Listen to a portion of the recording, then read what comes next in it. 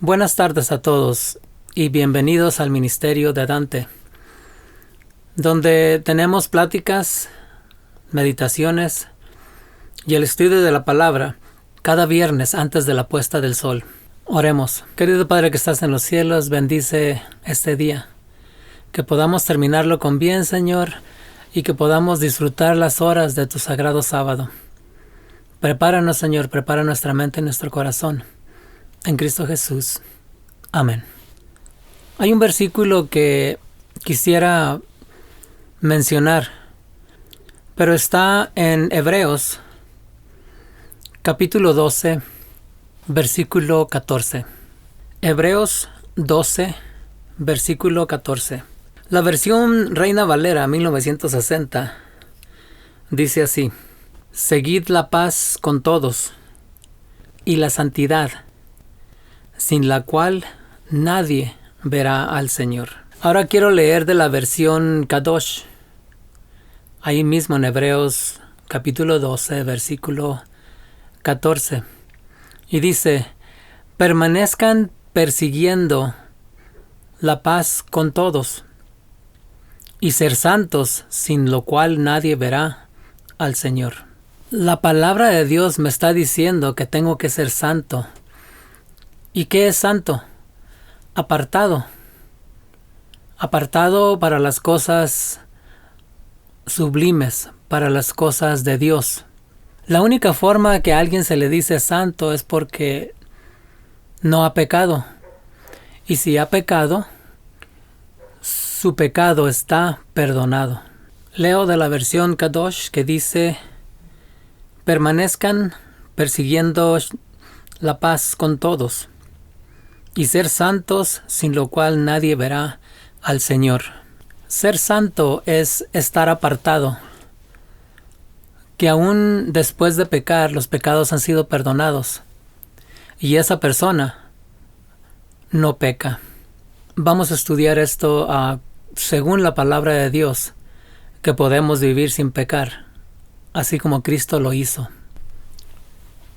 Jesús en sus enseñanzas nos dijo quiénes verán a Dios o al Padre.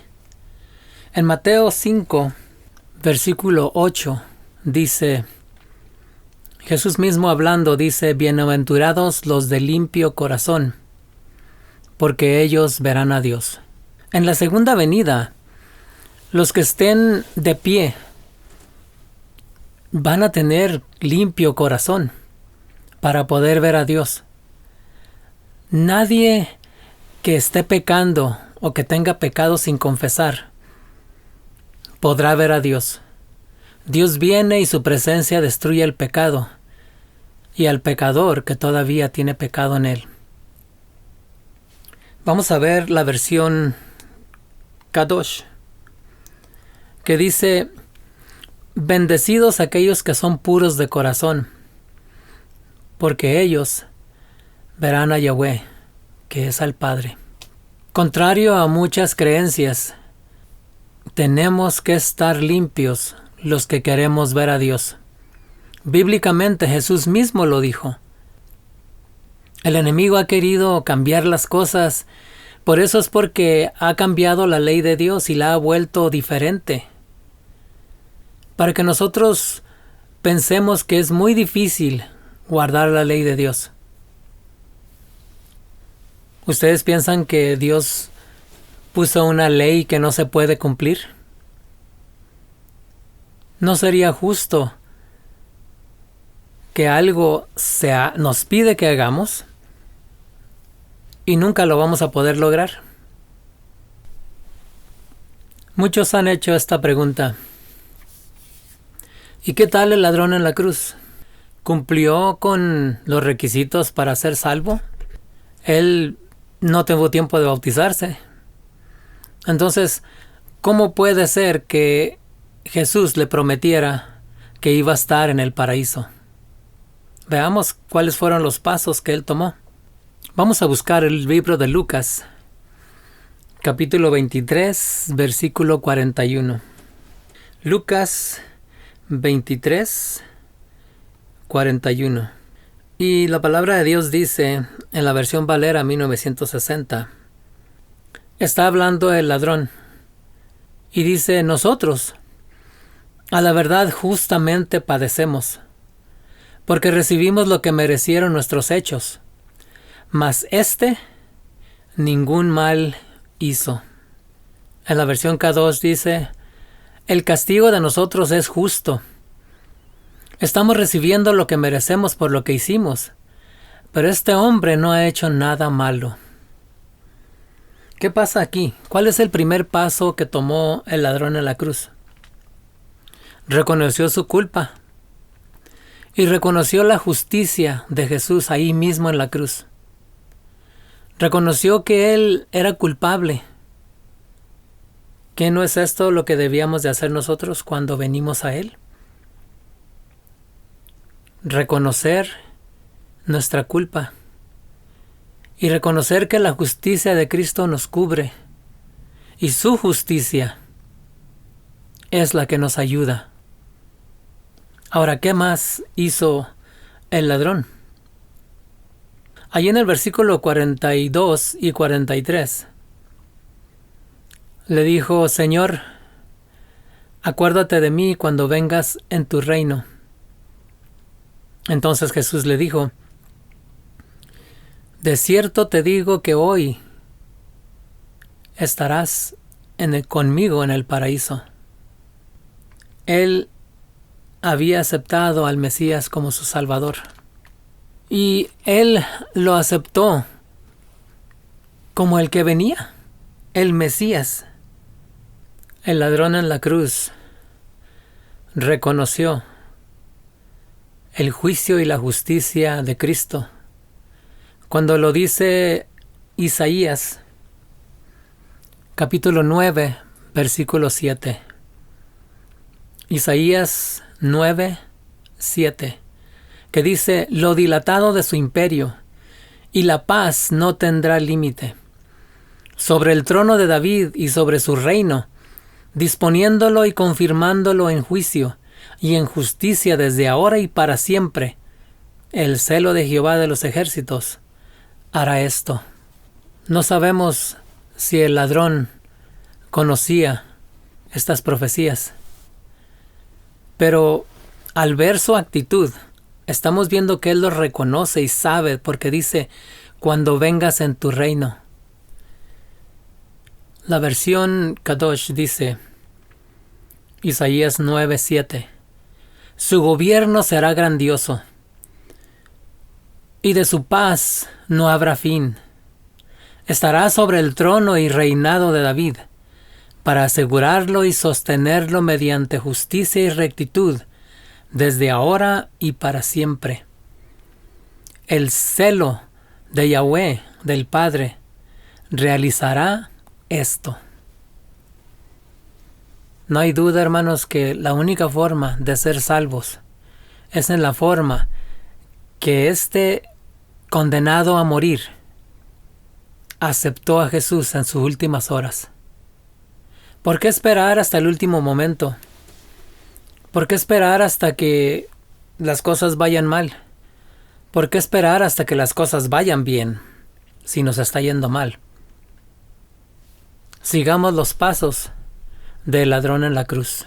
Según el testimonio que dio el ladrón en la cruz, él sabía que él iba a venir a restaurarlo todo, así como el apóstol Pablo lo dijo en Hechos capítulo 3, versículo 21. Hechos capítulo 3, versículo 21. Versión Valera 1960. A quien de cierto es necesario que el cielo reciba hasta los tiempos de la restauración de todas las cosas, de que habló Dios por boca de sus santos profetas, que han sido desde tiempo antiguo. La versión Kadosh dice, Hechos 3, 21. El que tiene que permanecer en el cielo hasta que el tiempo venga para restaurarlo todo, como el Padre lo dijo hace mucho tiempo cuando habló por medio de los profetas. Hermanos, son pasos no muy difíciles de seguir, pero nos cuesta pensar que la ley de Dios se puede guardar, que podemos estar separados en una santidad, que solo con el Padre tenemos esa comunión. Así como el Hijo tiene comunión con el Padre y el Padre con el Hijo, Jesús nos pide que nos unamos los unos a los otros como Él está unido con el Padre, y que nos unamos a Él, a nuestro Salvador, unidos en verdad. Cuando este prisionero condenado a morir en la cruz reconoció a su Salvador, fue cubierto con el manto de justicia, el que Dios ya no mira como pecador, sino lo mira limpio. Y la promesa está en Isaías, capítulo 61, versículo 10. Isaías, capítulo 61, versículo 10. Dice la versión Valera: en gran manera me gozaré en Jehová. Mi alma se alegrará en mi Dios, porque me vistió con vestiduras de salvación. Me rodeó de manto de justicia, como a novio me atavió, y como a novia adornada con sus joyas. Isaías 61:10 en la versión Kadosh dice: y ellos estarán grandemente alegres en el Padre. Mi alma se regocija en Él, porque me ha vestido en salvación. Me ha cubierto con manto de triunfo, como un novio usando un turbante festivo, como una novia adornada con sus joyas. Esa fue la experiencia del ladrón en la cruz. Por eso no necesitó bautizarse. Abraham fue llamado mucho antes de que él fuera parte del pueblo de Dios. A él le fue imputada la justicia, a él la fe se le fue entregada antes de que él formara parte del pueblo que iba a seguir de generación en generación. Quiere decir que el ladrón no podía ser excluido del pueblo de Dios. También el ladrón en la cruz aceptó a Cristo como su sustituto, como su garantía. Y eso lo vemos en 2 de Corintios, capítulo 5, versículo 21. Y dice: al que no conoció pecado, por nosotros se hizo pecado, para que nosotros fuésemos hechos justicia de Dios en él. Qué bonita es esta promesa. Y dice también: el Padre hizo que este hombre, que no pecó, fuera una ofrenda por el pecado de nosotros, para que en unión con Él podamos compartir la justificación del Padre. Versión Kadosh. Saben, hermanos, parece que es muy fácil lo que el preso digno de morir, parece que es muy poquito lo que hizo. Pero ahorita estamos viendo que en el acto que él hizo las preguntas, en el acto que él defendió la inocencia de Jesús, él estaba haciendo más que eso. El ladrón en la cruz aceptó que Jesús se hizo maldición por nosotros. Lo podemos ver en Gálatas 3, versículo 13. Y dice, Gálatas 3, 13. Y dice: Cristo nos redimió de la maldición de la ley, hecho por nosotros maldición, porque escrito está: maldito todo aquel que es colgado en un madero. Oh, hermanos, Él sufrió muchas cosas. Y más de esto, lo que popularmente se conocía como maldición, también cargó con Él. Dice Gálatas 3:13 en la versión Kadosh. El Mesías nos redimió de la maldición pronunciada en la Torá, haciéndose maldito en lugar de nosotros. Pues el Antiguo Testamento dice: todo el que es colgado en una estaca está bajo maldición. Nuestro Salvador se humilló hasta lo más profundo para poderme salvar a mí y para poder salvarte a ti. Y estos pasos que el ladrón hizo son los mismos de estar aprendiendo del Maestro, de estar comunicándonos con Él todo el día, de estar en eso solamente. Que nuestros negocios estén envueltos en Cristo, que nuestro aprendizaje en la escuela esté envuelto en Cristo, que nuestros quehaceres en la casa o en el trabajo estén envueltos en Cristo. Nuestro entretenimiento esté envuelto en Cristo, nuestra música está envuelta en Cristo. Nuestro modo de hablar refleje las palabras de Cristo. Lo que oímos sea lo que Cristo habla. Nuestra forma de vestir que refleje a Cristo. Pero a veces lo hacemos difícil. Y hemos oído que se dice que no dejaremos de pecar hasta que Cristo venga. Eso es un peligro, porque si yo tengo pecado cuando Él venga, yo no voy a poder ver su rostro. Voy a morir junto con el pecado en mí. Yo te invito a que sigas los pasos del ladrón en la cruz. ¿Y cómo murió este preso? Vamos a verlo. El ladrón en la cruz murió en santidad.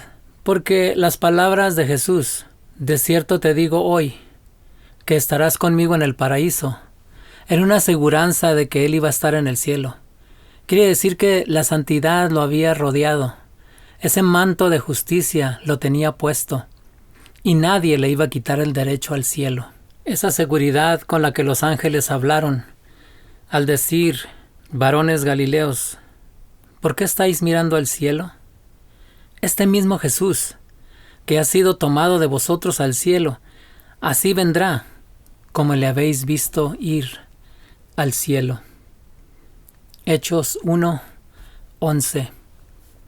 Esa promesa es la mejor que existe. Que ese mismo Jesús, no otro, ese mismo, vendrá por nosotros. Y ese ladrón descansa esperando la venida de Jesús. En el libro de Apocalipsis, el capítulo 6 y el versículo 17 nos dice, 16 y 17, dice Apocalipsis 6, 16 y 17. Y dice, y decían a los montes y a las peñas, caed sobre nosotros y escondednos del rostro de aquel que está sentado sobre el trono y de la ira del Cordero. Porque el gran día de su ira ha llegado. ¿Y quién podrá sostenerse en pie? Esa es una pregunta y la contestan las bienaventuranzas. Dice, el de corazón limpio verá a Dios. Bienaventurados los de limpio corazón, porque ellos verán a Dios. Sí va a haber un grupo que esté esperando la venida de Jesús y que pueda ver a nuestro Señor cara a cara, sin morir. Gracias a Dios por esas promesas. La Biblia habla en el primer versículo que leímos, dice que sin santidad no veremos a Dios. Seguid la paz con todos y la santidad sin la cual nadie verá a Dios. ¿Quiénes son los santos? Este versículo lo hemos visto muchas veces y a veces lo ponemos en duda. Apocalipsis 14:12. Apocalipsis 14:12. Aquí está la paciencia de los santos, los que guardan los mandamientos de Dios y la fe de Jesús. Bueno, está haciendo una distinción. Dice, aquí está la paciencia de los santos. ¿Y cuáles son esos santos? Bueno, los que guardan los mandamientos de Dios y la fe de Jesús. La versión Kadosh dice, aquí es donde la perseverancia es necesaria por parte de los santos del Padre. Aquellos que observan sus mandamientos y ejercitan la llenura de fe de Cristo Jesús o del Mesías. Más claro no se puede entender. Los santos, la santidad que se pide está ligada a los mandamientos y a la fe de Jesús.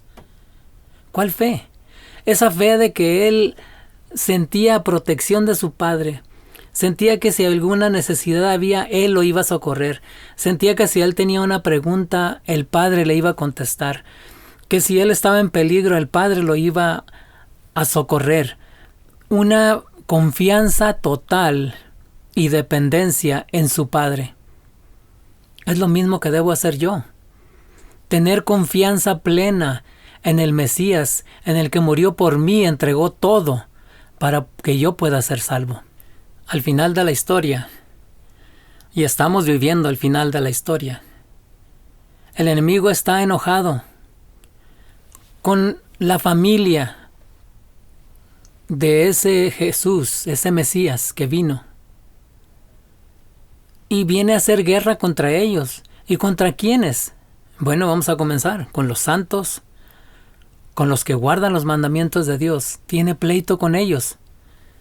Y vamos a ver Apocalipsis 12, 17. ¿Y qué dice Apocalipsis 12, 17? Apocalipsis 12, 17. Y dice, entonces el dragón. ¿Quién es el dragón? Satanás. Dice, entonces el dragón se llenó de ira contra la mujer. ¿Quién es la mujer? En términos bíblicos, es una iglesia. Y dice, y se fue a hacer guerra contra el resto de la descendencia de ella. ¿Quién es el resto? O sea, no es la iglesia, no viene contra la iglesia, viene contra el resto de la descendencia de la iglesia. ¿Y quiénes son ellos? Dice, los que guardan los mandamientos de Dios y tienen el testimonio de Jesucristo. Aún en la cruz, salvando a este preso a morir, Jesús estaba dando testimonio de su poder salvador, de que Él no descarta a ninguna persona aún en sus últimos días. Por eso decía, tal vez es demasiado tarde si estamos esperando para poder entregarnos. Tal vez es demasiado tarde para poder comprender estas verdades. Hoy tenemos nuestra Biblia. No sabemos si la vamos a poder tener después. Hoy tenemos medios de comunicación, tenemos internet, tenemos cuenta de banco, tenemos algunas cosas que son buenas para nosotros. Pero un día las cosas que son gratis van a cobrar lealtad. ¿Y quién hace esto? El enemigo está haciendo todo esto para que tú te pongas a mirar las cosas de abajo y no las cosas de arriba, donde está la vida eterna. Te invito a regresar a las sendas antiguas. Te invito a regresar a las versiones antiguas de la Biblia, donde explican mejor lo que Jesús quiso decir cuando dijo escudriñar las Escrituras, porque a vosotros os parece que en ellas tenéis la vida eterna. Y en ellas son las que dan testimonio de mí. Que Dios te bendiga y que puedas comprender que no estamos viviendo en un tiempo que faltan 20, 30 años. Estamos en un momento decisivo de la historia. Mira la primer señal, la apostasía. Y no es la apostasía mundial, no es la apostasía de todas las iglesias, de todas las religiones. Y después, mira lo que el mundo está preparando. Mira lo que el mundo quiere hacer. Y te vas a dar cuenta que Jesús, el Mesías, el Salvador del mundo, nuestro Padre, viene pronto. Prepárate, porque yo me estoy preparando y quisiera que conmigo fueras al cielo. Oremos, bendito Padre que estás en los cielos, como los pasos del ladrón en la cruz, Señor, que fueron agigantados, rápidos, y que nosotros tenemos tanto tiempo, Señor, para poder perfeccionar cada cosa, para poder quitar las cosas que necesitamos quitar, para poner todas las cosas que debemos de poner en orden. Contigo, Señor, ayúdanos a estar a cuentas todos los días y ver si te hemos ofendido en algo y pedir perdón, Señor, para poder estar cubiertos por ese manto de justicia, para que un día si tú llegas a venir, Señor, que no nos agarre de sorpresa, que no nos agarre desprevenidos y que podamos estar listos para cuando tú vengas. Bendice a cada uno de los que van a oír este mensaje, que tú los llenes de tu espíritu, Señor, para que puedan entender tu palabra, que puedan volver a leer los versículos presentados y que puedan entender que tú solo tienes palabras de vida, Señor, la vida eterna. Todo esto te lo pido en el nombre de Jesús, mi Salvador, que murió por mí y se entregó para que yo tuviera un lugar en las mansiones celestiales. Amén.